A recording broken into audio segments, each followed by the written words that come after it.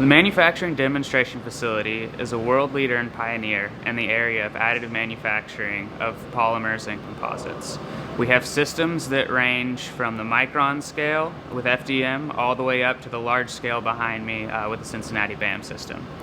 We focus on two material classes in this area: thermoplastics and thermosets. We have the thermoplastic system with Cincinnati BAM that we developed right here at ORNL, as well as the MVP RAM system, reactive additive manufacturing, that was also developed here at ORNL, which is the world's only commercially available large-scale thermoset 3D printer.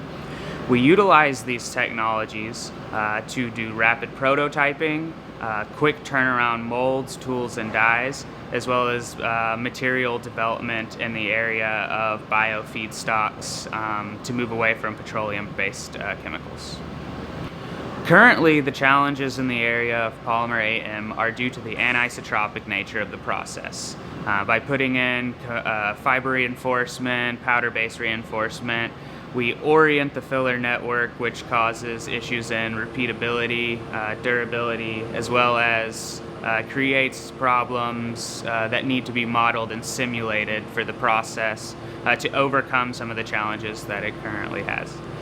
We also are looking at ways where we can substitute petroleum-based feedstock materials and move into the bio-based area, where we look at the polymer matrix as well as the second phase reinforcement with hemp fiber, bamboo fiber, things along that line.